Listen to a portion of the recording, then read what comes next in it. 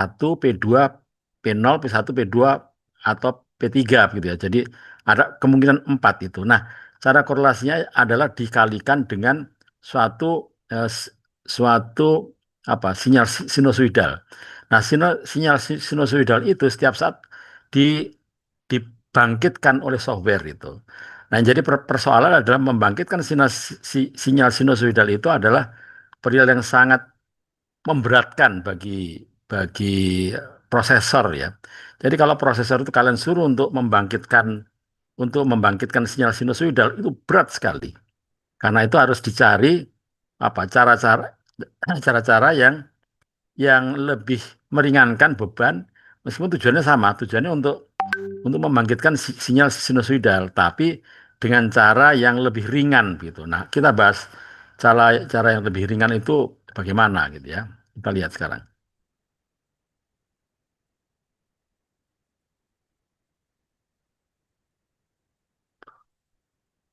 Kan ini mana tadi ini.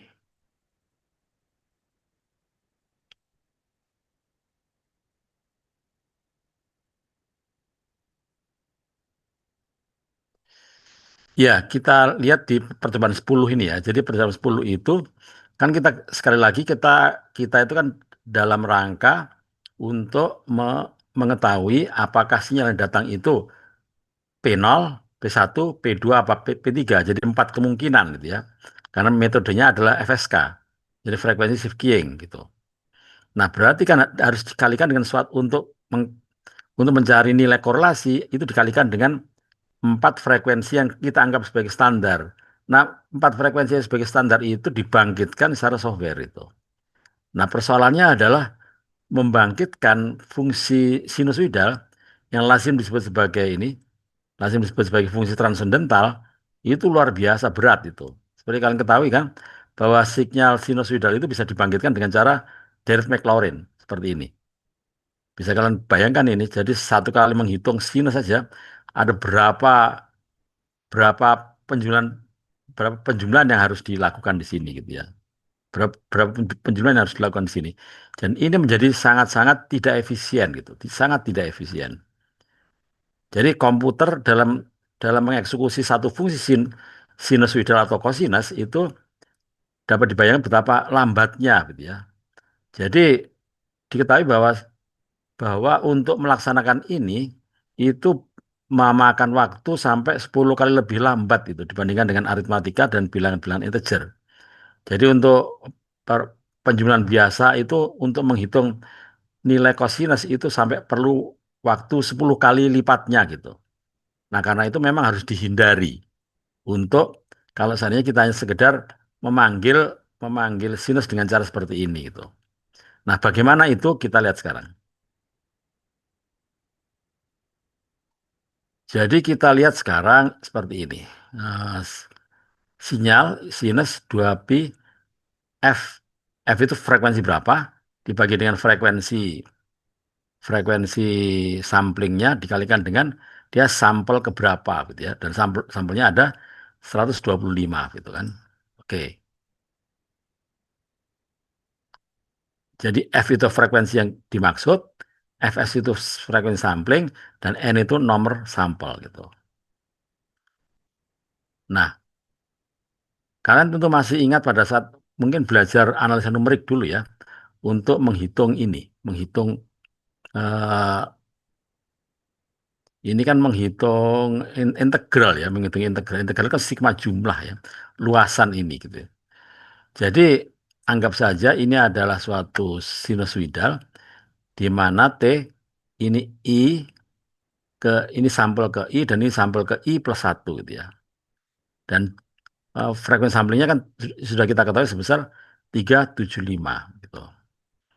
Jadi X jadi sampel ke I plus satu dari sinyal sinusoidal dapat dihitung dari gambar ini dari gambar 10,1 ini dapat direpresentasikan sebagai ini kan X plus satu itu kan sama dengan ini ya. Ini itu sama dengan sinus 2pi F I ditambah 1 plus Fs ini. Jadi bisa seperti inilah kira-kira, bisa dibentuk seperti ini ya. Ini kan sama dengan kalau ini sinusoidal, ini kan kalau kita menghitung berapa sih nilai ini? Nilai ini berapa? Nilai ini berapa? Nah, nilai ini berapa? Itu ya sama dengan bahwa sinus I 2 pi I dibagi Fs ditambah dengan 1 plus Fs gitu. Ya toh? Itu kan sama dengan I plus 1 dibagi Fs kan? I plus 1 ini I plus 1 ini. I plus 1 dibagi dengan Fs gitu. Jadi kan sama dengan ini. Jadi ini loh. I, I plus 1 dibagi dengan Fs gitu kan. Kita sedang mencari titik ini ya. Jadi I plus 1 dibagi dengan Fs. Kalau ini dianggap sebagai sinusoidal. Nah, ini kemudian dengan rumus trigonometri, ketemulah rumus ini. Dijabarkan menjadi rumus ini kan, sinus 2 pi f I dibagi Fs kalikan kosinus 2 pi f 1 dibagi Fs ditambah dengan kosinus 2 pi f I dibagi Fs kali sin 2 pi f 1 dibagi Fs. Ya. Nah, kemudian sinus ini, balik lagi ke sini ya, sinus 2 pi ini itu kan sama dengan sinus. Jadi ya di perkalian biasa lah ini, dikalikan biasa gitu ya. Jadi sin 2 pi f I plus 1 jadi ini ya, dibagi dengan Fs itu sama dengan sinus 2 pi f I dibagi Fs kosinus 2 pi f 1 dibagi Fs ditambah kosinus 2 pi f I dibagi Fs kalikan sin 2 pi f 1 dibagi Fs seperti ini. Nah, di mana F adalah frekuensi sinyal, Fs adalah sampling gitu. Jadi F itu frekuensi sinyal dan I itu nomor sampel, Fs adalah samplingnya gitu. Nah, kalau seandainya saya substitusi, I itu J sama dengan I plus 1, maka I sama dengan J min 1. Gitu ya. Di mana J itu 1, 2, sampai 256 gitu. Sehingga didapatlah ini. Saya dapatkan rumus ini. Saya dapatkan bentuk ini. Sin 2pi F sin 2pi F dibagi Fs kalikan J. Gitu ya. Dikalikan J. Itu akan sama dengan seperti ini.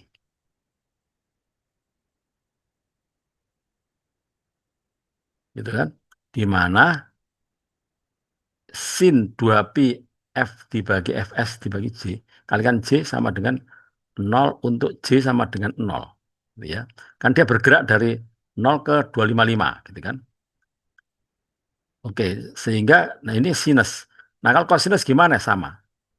Sama hasilnya seperti itu. Sehingga kalau kosinus saya dapatkan ini. Saya dapatkan bentuk ini. Ini kalau kosinus gitu ya. Nah, yang jadi persoalan kenapa ini menjadi lebih cepat gitu ya dibandingkan dengan untuk membuat sinyal langsung diambil dari fungsinya C gitu ya, cosinus X atau sinus X itu karena apa? Jadi generator ini gitu ya, pemanggilan sin X. Ini kan tadi saya katakan bahwa pemanggilan langsung sin X atau cosinus X itu harus dihindari. Sehingga dari pendekatan ini itu hanya ini kan, jadi bahwa sin 2pi F dibagi Fs dan cosinus 2pi F dibagi Fs itu hanya dipanggil sekali saja kan. Kemudian dia diiterasi 255 kali gitu. Dia diiterasi gitu. Nah, sudah nah sekarang sudah kesampaian cita-cita kita. Apa itu cita-cita kita ya? Memanggil ini seminim mungkin. Memanggil sin dan cos itu seminim mungkin gitu. Ini hanya satu kali saja. Yang lain itu adalah tinggal memanfaatkan data yang tadi gitu. Memanfaatkan data yang sudah ada gitu. Gitu kan? Jadi seperti ini. Jadi memanfaatkan data yang sudah ada. Itu kalau kalian melihat lebih detail lagi, kalau ini mungkin ya agak kalian kaget-kaget gitu. Jadi kalau yang masih punya keinginan untuk mempelajari lebih dalam, silakan difahami lagi rumus. Ini rumus trigonometri biasa. gitu ya. Saya turunkan sendiri. Oke. Artinya apa? Yang ingin saya sampaikan adalah kesimpulan bahwa saya yang memanggil ini sin dan cos ini sekali saja gitu. Ini kan rumusnya ini ya. 2 PF dibagi FS ini loh. Jadi hanya sekali saja ini untuk apa? Cosinus ini hanya sekali saja ini. Ini dan ini. Selanjutnya dia diputar, dia diiterasi dengan memanfaatkan data yang tadi gitu. Data yang tadi. Hanya sekali saja kita ngambil, kita nyuruh komputer untuk menghitung sin cos itu hanya sekali saja.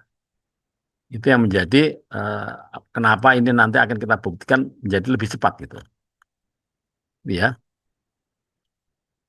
Nah, ya saya pikir kalau hanya sekedar ya silakan kalau kalian masih punya keinginan untuk memperdalam lagi, silakan ini diturunkan sendiri gitu ya. Ya kalian bisa lihat, kalian bisa download ini file ini, kalian bisa turunkan sendiri. Tapi intinya sekali lagi bahwa saya ulangi lagi bahwa yang penting adalah memanggil sin dan cos itu fungsi sin dan cos itu sesedikit mungkin gitu. Ini hanya satu kali aja. Kemudian diiterasi 255 kali. Hanya manggil sekali saja, kemudian yang lain adalah hasil pengurangan-pengurangannya gitu. Oke. Nah, sekarang saya langsung untuk mencobanya gitu.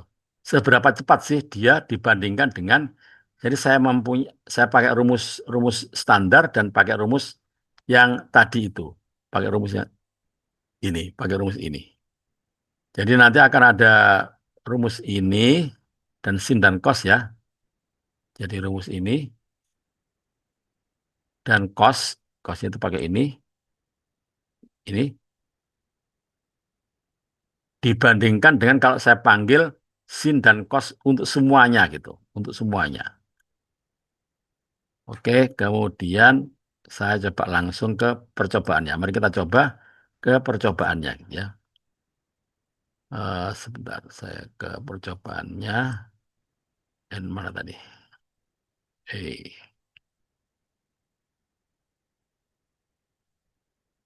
mana tadi?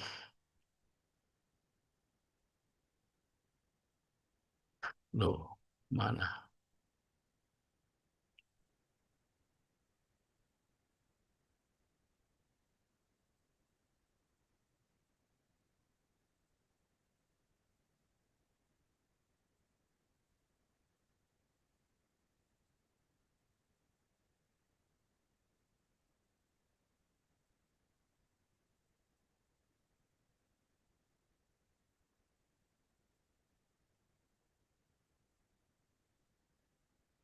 Saya akan panggil, saya akan pindah layar ke ini.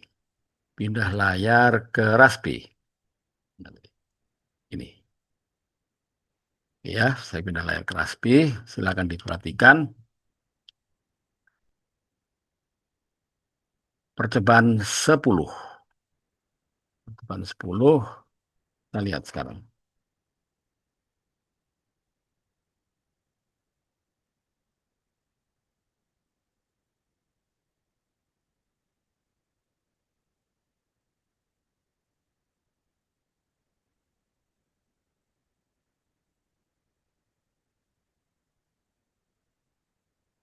OSC. Oke. Seperti ini. Jadi kita nanti akan melihat apa hasil seberapa cepat gitu ya. Seberapa cepat hasil dari korelator itu. Seberapa cepat korelator itu berdasarkan dari ini. Berdasarkan dari saya akan buka dulu programnya.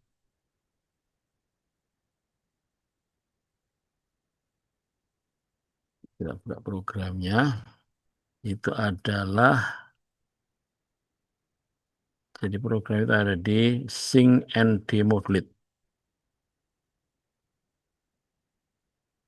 Ini di sini. Ini di fungsi untuk mencari korelatornya ini, mencari korelator ya. Jadi ini ada dua kemungkinan ini. Jadi apakah ya, ini, ini itu yang metode cepat. Nah, kemudian metode standar ini.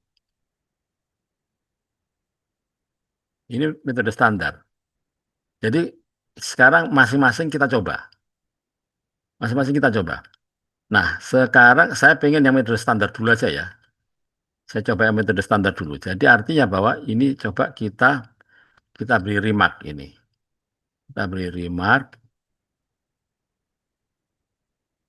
ini kita beri remark, kemudian ini kita yang standar kita hidupkan.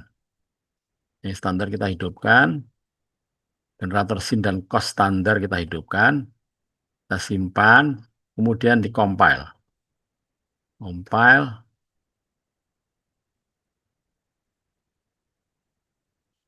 oke ya. Jadi ingat bahwa sekarang kita memakai generator sin dan cos yang standar itu. Bukan yang cepat ya, bukan yang cepat. Kita bandingkan sekarang. Nah, saya akan mencobanya sekarang. Saya akan mencobanya. Saya akan mencobanya. eh,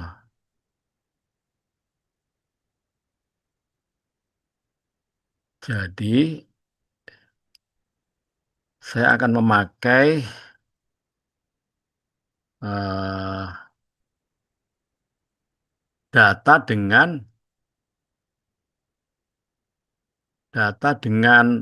apa?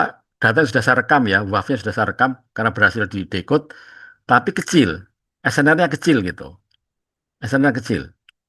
Nanti akan ketahuan gitu ya bahwa karena semakin kecil itu kan pengulangan-pengulangan pada proses proses dekode itu kan semakin banyak kan. Sehingga untuk ngetes ini seberapa dia manfaat itu memang diusahakan untuk mencari SNR kecil. Karena itu saya carikan SNR kecil. Nah, ini yang SNR kecil itu menurut catatan saya di buku praktikum itu adalah min 25 gitu ya. 0730 min 25. Jadi ini. 0730. Jadi ini. Ini ya. Apa kayak ini? Nah, kita lihat sekarang. Kita coba decode ini. Decode sinyal ini. Mendekode sinyal ini. Ya. Kemudian coba sih saya tak. Nah, ini.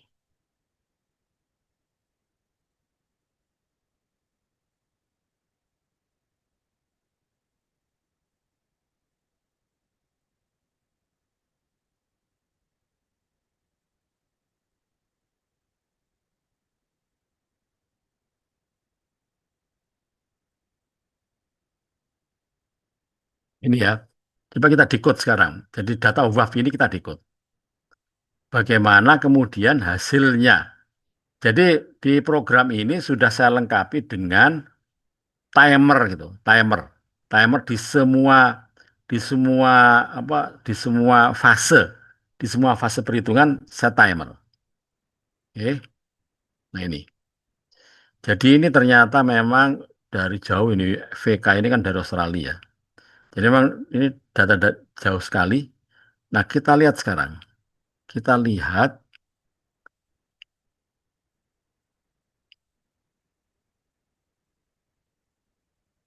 saya buka lagi.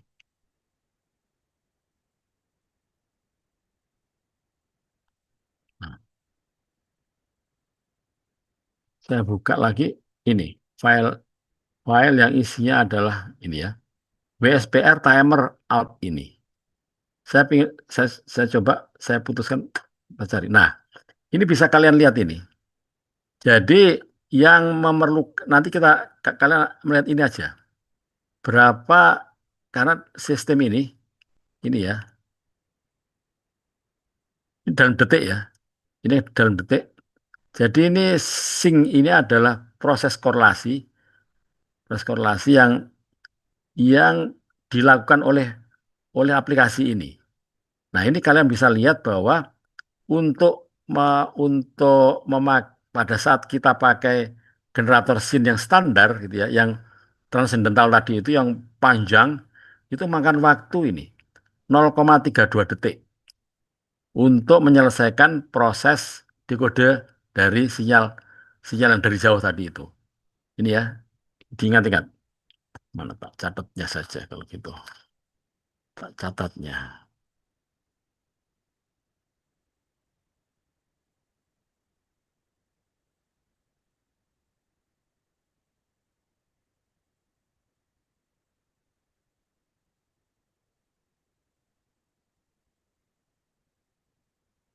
Jadi tak catat atau gini saja. Jadi supaya jadi sekali lagi ini kan hasilnya ya. Jadi hasilnya itu kemudian coba ini kan hasilnya ini WSPR out ini ya. Ini kemudian saya akan hapus ini dulu saja. Kita hapus dulu ini.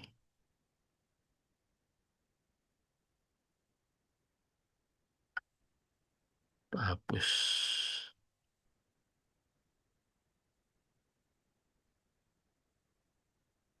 kan.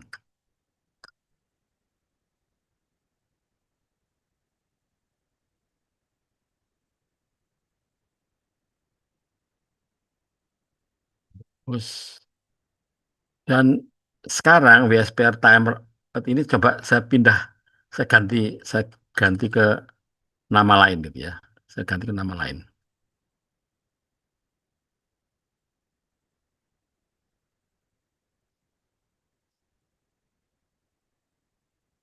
Saya ganti nama lain. Ini menjadi dot apa? Berarti kan dot standar ya, std gitu. Akan dinamakan menjadi std ini. Kita lihat ya sekarang. Jadi ingat, ingat,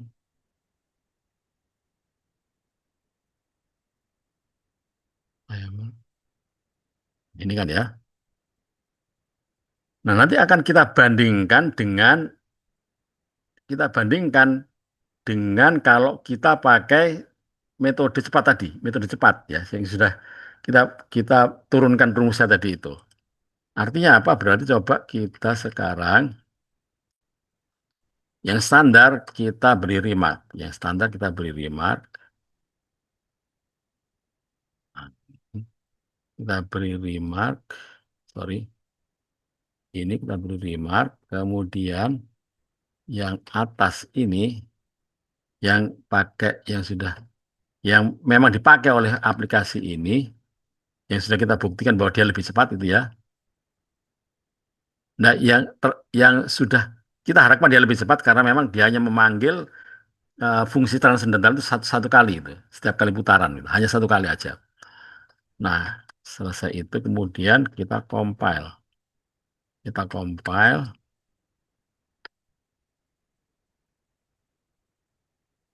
Oke.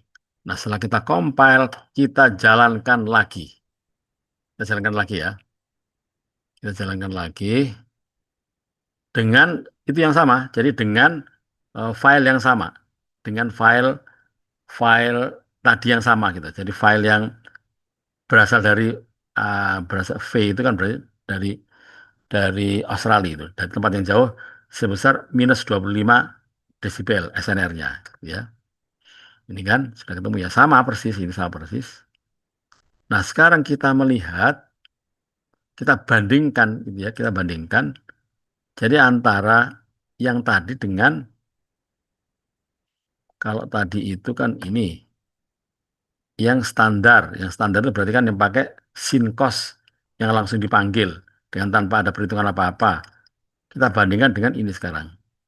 WSPR timer out. Hasilnya yang dengan memakai metode cepat tadi. Kita lihat. Nah, kalian bandingkan dua ini ya. Kalian bandingkan. Jadi kalau metode cepat, kalian lihat dua ini aja, file dua ini aja. Ya. Dengan metode cepat itu 0,03 detik maksudnya. Ya. Dia memakan waktu 0,03 detik dan kemudian yang ada dua lah, ada dua di sini yang kalian banyak memanfaatkan fungsi-fungsi transcendental tadi itu. Jadi fungsi sing and demode dan sing and demode 1 dan 2 gitu ya. Ya. Makan waktu 0, ya, dan 0,04 detik gitu. Bandingkan dengan yang tadi, yang kalau kita pakai pakai sin dan cos transcendental biasa tadi, itu 0,32 dan 0,44. 10 kali. Bener kan 10 kali ini. Jadi waktu 10 kalinya gitu loh. Dan itu bisa dibandingkan kalau seandainya hanya 1 kali putaran lah. Kalau ratusan kali, berarti kan ya artinya sangat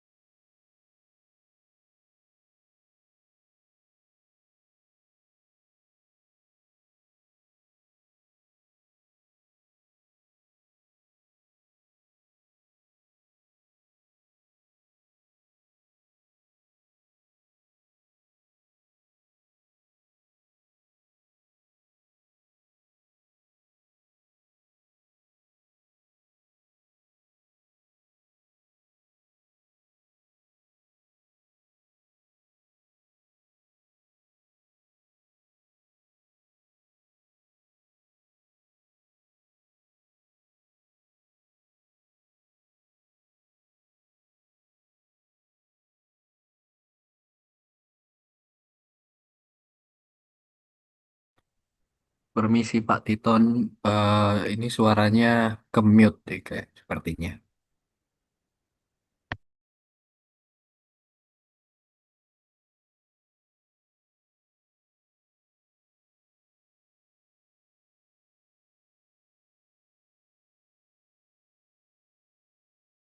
Yes, ya memang setiap saat kalian harus mengingatkan saling mengingatkan kepada kita semua. Baik ya, langsung share.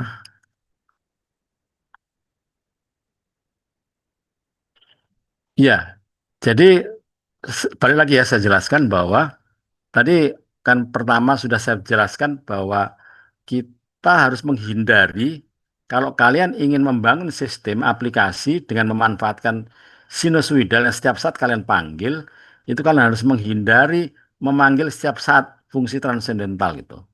Karena sudah kita bahas tadi kan fungsi transendental yang berdasarkan dari Taylor tadi itu makan waktu lama sekali itu. Karena dia deret Taylor kan, deret kan banyak sekali memanfaatkan penjumlahan-penjumlahan gitu. Dan itu makan waktu banyak.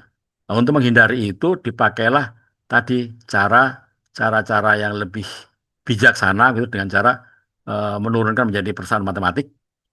Kemudian artinya ujung-ujungnya kita hanya memanggil fungsi transendental satu kali saja gitu. Nah, sudah terbukti di sini bahwa dengan hanya memanggil satu kali saja itu kita bisa untung ini kan kita bisa untung sampai berapa? Ya, 10 kali lipatnya gitu. Jadi ini hanya 0,03 detik dan 0,04 detik gitu ya. Bandingkan dengan kalau seandainya kita memakai fungsi transendental biasa gitu yang setiap saat kita panggil itu kita menghabiskan waktu sepanjang 0,32 dan 0,44 itu. 10 kali lipat lah gitu. Dan 10 kali lipat itu harus kita lewati jika kita memanggil lebih maksudnya sederhana, hanya langsung manggil sin dan kos gitu.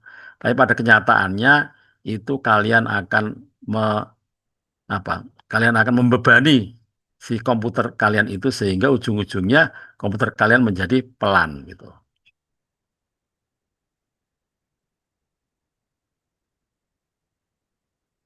Ya, demikian penjelasan dari saya perihal tentang salah satu fungsi penting dalam aplikasi WSPR ini, yakni pembangkitan sinyal sinusoidal dengan cara cepat gitu. Jadi makanya kemudian, dan ini bisa kalian manfaatkan pengetahuan ini jika kalian sedang membangun sistem yang harus memerlukan fungsi sinusoidal setiap saat. Kalian harus sekali lagi menghindari pemanggilan-pemanggilan langsung. Jadi harus kalian apa ilmu kalian sebagai ilmu matematika kalian harus kalian turunkan, harus kalian manfaatkan untuk tujuannya untuk mengurangi mengurangi jumlah pemanggilan fungsi transendental, mengurangi jumlah pemanggilan fungsi transendental gitu. Karena sudah terbukti pada percobaan kita kali ini bahwa dengan memanfaatkan eh, fungsi trapesium tadi gitu ya, fungsi trapesium kita kita bisa mendapatkan eh, sistem pembangkitan sinusoidal yang lebih cepat sampai 10 kalinya, 10 kali lipatnya gitu. Ya rata-rata lah gitu ya. Tapi ya, kan prosesnya itu kan berulangnya kan seperti kalian ketahui setiap setiap sinyal itu tidak sama gitu. Nah, proses berulangnya sinyal tidak sama, tapi makanya kemudian pada saat percobaan kita carikan sinyal yang kecil gitu, SNR kecil. Nah, dengan SNR kecil bisa dipastikan dia itu kerja keras gitu. Sistem kerja keras itu yang pasti dia memanggil sinus lebih lebih banyak lebih banyak kali dibandingkan dengan kalau seandainya sinyalnya besar itu. Karena itulah pada percobaan ini dicarikan sinyal yang SNR-nya minus 25 gitu, minus 25 desibel, dan itu ketahuan di sini bahwa diperlukan jika kalian memakai fungsi transendental yang dipanggil secara biasa, kalian perlu waktu 10 kali lipatnya dibandingkan dengan kalau kalian memanfaatkan fungsi trapesium tadi itu.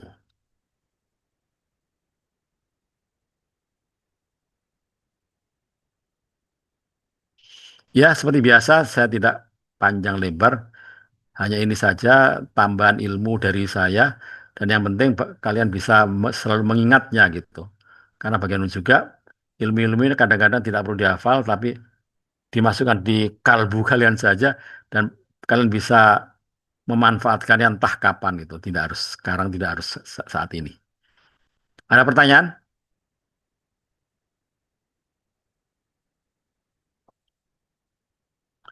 Ya baik, kalau tidak ada, seperti biasa, saya switch ke setelah ini.